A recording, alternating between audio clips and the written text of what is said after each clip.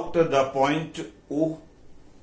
लेकिन एक बात और ध्यान देने वाली है कि अगर हम इस पॉइंट ओ के अबाउट इनिशियल एंगुलर मोमेंटम की बात करें तो किसी भी सिस्टम का जो एंगुलर मोमेंटम होता है दैट इज पीएच। किसी भी सिस्टम का, किसी भी मूविंग पार्टिकल का जो एंगुलर मोमेंटम होता है that is pH. P means linear momentum and H is it's perpendicular distance. और ये बात हम लोग पहले से जानते हैं कि जब भी किसी भी फिजिकल क्वांटिटी को, जब भी हम किसी भी फिजिकल क्वांटिटी को उसके परपेंडिकुलर डिस्टेंस से प्रोडक्ट करते हैं तो उसको बोलते हैं मोमेंट। उसको क्या बोलते हैं? मोमेंट। तो यहां पर angular momentum is nothing but the moment of linear momentum. Angular momentum is nothing but the moment of linear momentum. इसीलिए अगर हम इनिशियल लीनियर मोमेंटम के मोमेंट का बात करें तो this is the line of linear momentum, और O के अबाउट हम एंगुलर मोमेंटम लिखना चाहते हैं तो ये लाइन ऑफ लीनियर मोमेंटम है and this is the perpendicular distance and this perpendicular distance is D. इसलिए इनिशियल एंगुलर मोमेंटम हो जाएगा M V naught into D डी। ये तो इनिशियल हुआ और फाइनल इस मोमेंट पर है। This is the line of linear momentum, और ओ के अबाउट बात कर रहे हैं तो this is the perpendicular distance and this is equal to M V into R आर। या इसी को हम कह सकते हैं V naught D equal to V R. मतलब डी और आर और वी नॉट अगर पता हो तो हम निकाल सकते हैं कि what will be the velocity of this charge particle when it just grazes the surface of the spherical body. When it just grazes the surface of the spherical body. समझ में आया? हाँ, अरे ऐसे तो करो। हाँ, अरे ऐसे करो। ब्लू टी शर्ट, क्या नाम है तुम्हारा लड़की? हाँ, क्या कर रही हो? जब तब से बोल रहे हैं। और इधर ये भी कौन है? चलो बाद में इसका नाम पढ़ लेंगे, नोट कर लीजिए।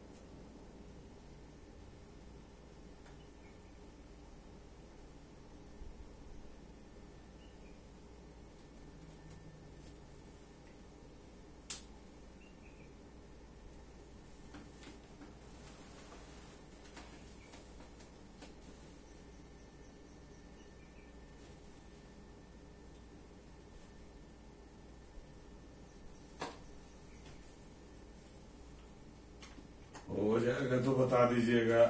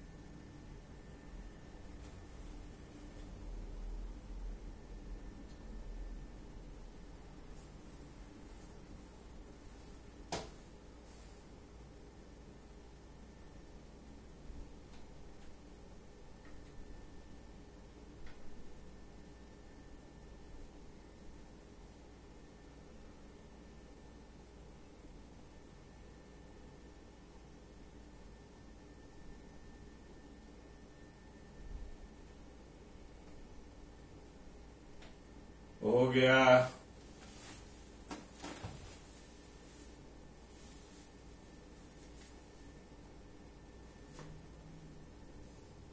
ओके, क्यों भाई साकाल बना हुआ है? हाँ, तुम्ही को बोल रहे हैं। अरे नाम पढ़ने में नहीं आ रहा है, ब्लू टी शर्ट टाइप का है, हाफ टी शर्ट। साकाल बना हुआ है, हैं? क्या कुछ विशेष कारण? नहीं तो हम लोग बात करते हैं आगे का।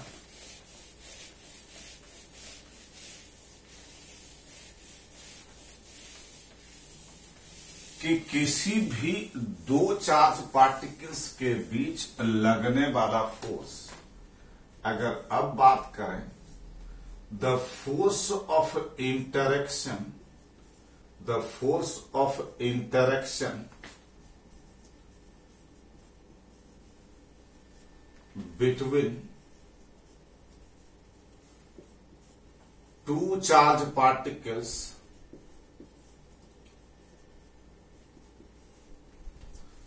depends upon the medium between the two charges.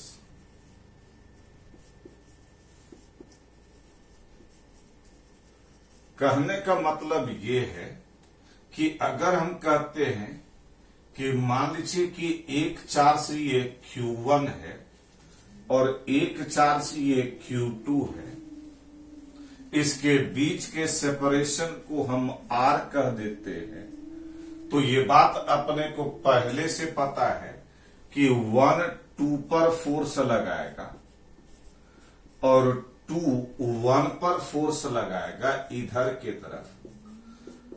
ये दोनों ही चार्ज पार्टिकल से एक दूसरे के ऊपर फोर्स लगाएगा और ये फोर्स F है जब इस दोनों चार्जेस के बीच कोई भी मीडियम नहीं है, मान लीजिए वैक्यूम है, फ्री स्पेस है, या इवन आप कह सकते हैं कि इस दोनों चार्जेस के बीच का मीडियम एयर है। क्लियर है?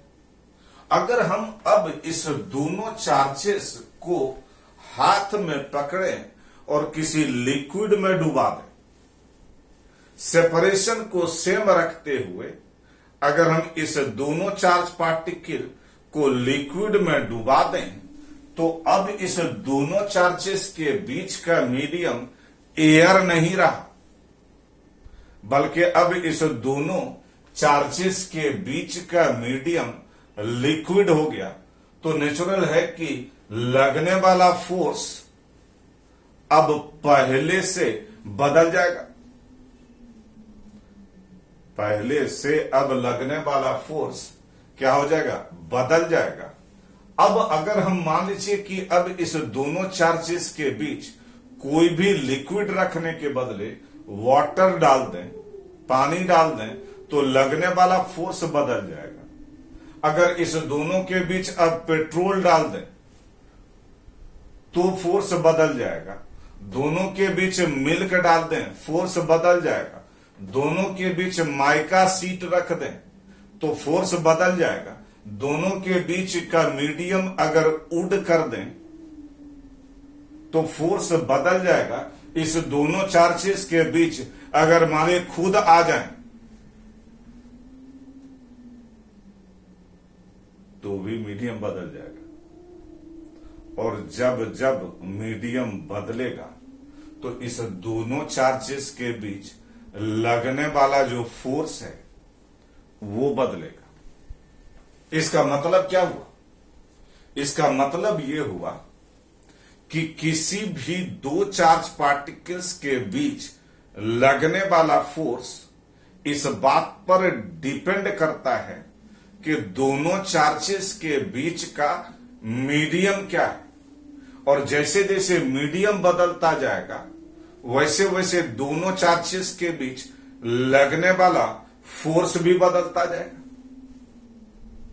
इसे एक बात और क्लियर हो रहा है कि भाई हर मीडियम का कोई ना कोई एक प्रॉपर्टी है, या किसी भी मीडियम का कोई ना कोई प्रॉपर्टी है जो किसी दो चार्ज पार्टिकल्स के बीच लगने वाले फोर्स को इफेक्ट करता है। इसलिए जैसे ही मीडियम बदलता है तो वो प्रॉपर्टी बदल जाता है, और जैसे प्रॉपर्टी बदलता है तो दोनों चार्जेस के बीच लगने वाला फोर्स भी बदल जाता है। मतलब क्या हुआ कि किसी भी दो चार्ज पार्टिकल्स के बीच लगने वाला फोर्स कितना होगा ये इस बात पर डिपेंड करता है कि what is the nature of the medium between the two charges. पहला बात। दूसरा बात कि हर मीडियम का कोई ना कोई एक प्रॉपर्टी है, कोई ना कोई एक कैरेक्टरिस्टिक्स है, जो कैरेक्टरिस्टिक्स किसी दो चार्ज पार्टिकल्स के बीच लगने वाले फोर्स को इफेक्ट करता है। इसलिए जैसे मीडियम बदलता है वो प्रॉपर्टी बदल जाता है, इसलिए फोर्स भी बदल जाता है। अगर अब हम उसी प्रॉपर्टी को, किस प्रॉपर्टी को, जो किसी दो चार्ज पार्टिकल्स के बीच लगने वाले फोर्स को इफेक्ट करता है, अगर हम उसी प्रॉपर्टी को किसी न्यूमेरिकल वैल्यू से, किसी कांस्टेंट से अगर रिप्रेजेंट करते हैं तो उसी कांस्टेंट को हम उस मीडियम का डाइलेक्ट्रिक कांस्टेंट कहते हैं। अभी हम डाइलेक्ट्रिक कांस्टेंट के विषय में सिर्फ इतना ही जानेंगे कि हर मीडियम का कोई ना कोई एक प्रॉपर्टी है। ये प्रॉपर्टी क्या है, कैसे इफेक्ट करता है, कैसे वैल्यू आता है, वो सब तो बाद में हम देखेंगे। अभी हम सिर्फ एक चीज देखना चाहते हैं कि हर मीडियम का कोई ना कोई एक प्रॉपर्टी है जो किसी दो चार्ज पार्टिकल्स के बीच लगने वाले फोर्स को इफेक्ट करता है। अगर हम मीडियम के इसी प्रॉपर्टी को एक कांस्टेंट से रिप्रेजेंट कर दें तो उसी कांस्टेंट को हम उस मीडियम का डाइलेक्ट्रिक कांस्टेंट बोलते हैं। मतलब कि अगर अब हम यहां पर कहें तो कह सकते हैं कि the force of interaction between the two charge particles is inversely proportional to K, और इसी के को बोलते हैं dielectric constant of medium, dielectric constant of medium. अब हम लोग 2-3 क्लास से लगातार कूलम्ब्स लॉ पर चर्चा करते आ रहे हैं, और उसमें मेनली हम लोग 3 बात पर चर्चा की, बल्कि 4 कह सकते हैं। पहला बात तो ये कि किसी भी 2 चार्ज पार्टिकल्स के बीच लगने वाला force is directly proportional to the product of the magnitudes of the two charges, पहला। दूसरा क्या बात की कि the force of interaction between the two charge particles is inversely proportional to the square of a separation between the two charges। और तीसरा बात क्या की कि किसी भी 2 चार्ज पार्टिकल्स के बीच लगने वाला force is always directed along the line joining the two charges। और चौथा बात ये कि किसी भी 2 चार्ज पार्टिकल्स के बीच लगने वाला फोर्स उस दोनों चार्जेस का जो मीडियम है उस मीडियम के नेचर पर डिपेंड करता है। अगर अब हम इन सारी चीजों को एक साथ कंबाइन करें, अब अगर हम इन सारी चीजों को एक साथ कंबाइन करें तो नेचुरल है कि ये हो जाएगा force of interaction between the 2 charge particles is directly proportional to the product of the magnitudes of the 2 charges. It is inversely proportional to the square of separation between the 2 charges. It is also inversely proportional to the dielectric constant of the medium। और एक बात और पता है कि इसका force का जो डायरेक्शन है वो आर कैप के डायरेक्शन में होता है। फोर्स का डायरेक्शन किधर होता है? आर कैप के डायरेक्शन में होता है। अब यही सारा बात किए, अब यहां पर अगर हम इसी को प्रोपोर्शनलिटी साइन को अगर हम हटाएं तो इसको लिख सकते हैं vector F is equal to, proportionality sign हटाएंगे तो एक कांस्टेंट तो बनता है, and this is 1/4 pi epsilon naught Q1 Q2 तो है ही, के आर स्क्वायर तो है ही, और ये आर कैप को हम लिख सकते हैं vector R upon mod of R. और इसी को अगर अब हम कंबाइन करके लिखें तो vector F is equal to 1/4 pi epsilon naught Q1 Q2 upon K R cube vector R. और अब इसी को बोल सकते हैं कि ये कूलम्ब्स लॉ वेक्टर फॉर्म में, कूलम्ब्स लॉ किस रूप में है? वेक्टर फॉर्म में है। और ऑब्वियस है कि इसमें अगर बात करें तो ये जो 1/4 पाई एप्सिलॉन नॉट है ये एक कांस्टेंट है, ये एक कांस्टेंट है, और इसका जो वैल्यू होता है दिस इज 9 × 10⁹। और अगर अब हम इसके यूनिट का बात करें तो ये हो जाएगा न्यूटन मीटर स्क्वायर पर कूलम्ब स्क्वायर। इस पर और भी बात किया जा सकता है, लेकिन पहले इसको नोट कर लीजिए।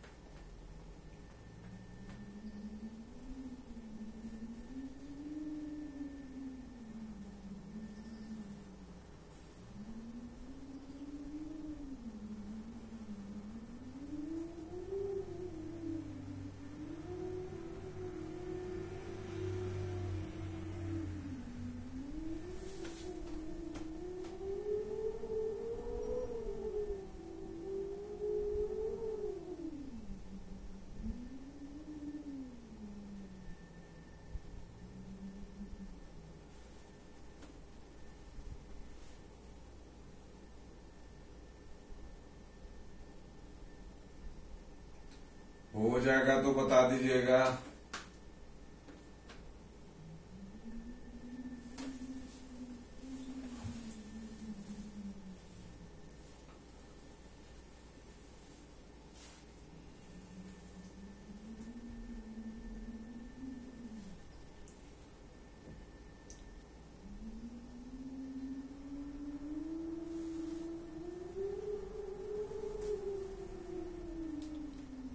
हो गया।